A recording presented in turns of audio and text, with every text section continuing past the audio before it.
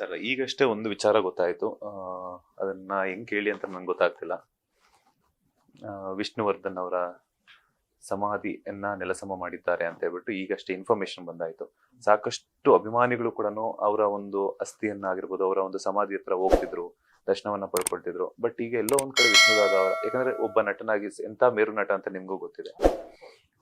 ಅಂತ ಒಬ್ಬ ನಟನ ಸಮಾಧಿ ಆಗಿರ್ಬೋದು, ಅದರ ಜೊತೆಗೆ ಅಲ್ಲಿ ಏನಾದ್ರು ಒಂದು ಸ್ಮಾರಕವನ್ನ ನಿರ್ಮಾಣ ಮಾಡಿ ಅವ್ರ ದರ್ಶನಕ್ಕೆ ಹೋಗ್ತಿದ್ರು, ಬರ್ತಡೇ ಅಂತದಾಗಿರ್ಬೋದು, ಅಥವಾ ಇನ್ನೊಂದಷ್ಟು ಹಲವಾರು ಕಾರ್ಯಗಳನ್ನ ಹೋಗ್ತಿದ್ರು. ಈಗ ನೆಲಸಮ ಮಾಡಿದಾರೆ ಅಂತ ಈಗಷ್ಟೇ ಇನ್ಫಾರ್ಮೇಶನ್ ಗೊತ್ತಾಯ್ತು. ಅಂತ ಒಂದು ನಟನ ಇಂಥ ಒಂದು ಸ್ಥಿತಿಗೆ ಏನ್ ಹೇಳ್ತೀರಾ ಅಂತ ಸರ್. ಒಂದು ತುಂಬಾ ಪ್ರಾಮಾಣಿಕವಾಗಿ, ತುಂಬಾ ಪ್ರಾಕ್ಟಿಕಲ್ ಆಗಿ ಹೇಳ್ತೀನಿ ಕೇಳಿ. ಅಲ್ಲಿ ಯಾರು ಮಾಡಿದರೆ, ಏನ್ ಮಾಡಿದರೆ ಅಂತ ನನಗೂ ಗೊತ್ತಿಲ್ಲ, ನಿಮಗೂ ಗೊತ್ತಿಲ್ಲ. ಒಂದು ದೂರವಾಣಿ ಕರೆ ಬಂದಿದೆ ಅಷ್ಟೇ. ಒಂದು ಭಾವನೆಗಳಿಗೆ ಹರ್ಟ್ ಆಗುತ್ತೆ ಅನ್ನೋದು ಕೇಳಿದ ತಕ್ಷಣ ನಮ್ಗೆ ಸ್ವಲ್ಪ ಭಾವನೆಗೆ ಹರ್ಟ್ ಆಗುತ್ತೆ, ಅದೊಂದು ಗೊತ್ತು. ಆದರೆ ಇವಾಗೆಲ್ಲ ನಡೀತಿರೋದ್ರ ಜೊತೆಗೆ ಈ ಥರನೂ ಮಾಡುವಂಥ ಕೆಲವು ಕಿಡಿಗೇಡಿಗಳಿರ್ತಾರೆ. ಅವ್ರು ಏನೋ ಒಂದು ಯಾಕೆ ಈ ಥರ ಮಾಡ್ತಾರೆ ನಮ್ಗೆ ಗೊತ್ತಿರೋದಿಲ್ಲ. ಇದನ್ನ ನೋಡ್ಕೊಳ್ಳೋದಕ್ಕೆ, ಇದರಿಂದ ಹರ್ಟ್ ಆಗಿರೋ ಇಮ್ಮಿಡಿಯೇಟ್ ಕುಟುಂಬ ಏನಿದೆ ಅವ್ರಿಗೊಂದು ಆ್ಯಕ್ಷನ್ ತಗೋಬೇಕು ಅನ್ನೋ ಮನಸ್ಸಿಗೆ ಬಂದಿರುತ್ತೆ.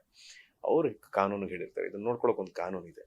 ಅವ್ರಿಗೆ ಅವ್ರ ಕೆಲಸ ಮಾಡಕ್ಕೆ ಬಿಟ್ಕೊಡೋಣ ಸರ್, ಅಷ್ಟೇ. ಲೇಟೆಸ್ಟ್ ಹಾಗೂ ಇಂಟ್ರೆಸ್ಟಿಂಗ್ ಸುದ್ದಿಗಳಿಗಾಗಿ ಬಾಸ್ ಟಿವಿ ಕನ್ನಡ ಚಾನೆಲ್ನ ಸಬ್ಸ್ಕ್ರೈಬ್ ಮಾಡಿ. ಹಾಗೆಯೇ ಬೆಲ್ ಐಕಾನ್ ಪ್ರೆಸ್ ಮಾಡಿ. ಇದರ ಜೊತೆಗೆ ಫೇಸ್ಬುಕ್, ಇನ್ಸ್ಟಾಗ್ರಾಮ್, ಎಕ್ಸ್ನಲ್ಲೂ ಮಿಸ್ ಮಾಡದೆ ಫಾಲೋ ಮಾಡಿ.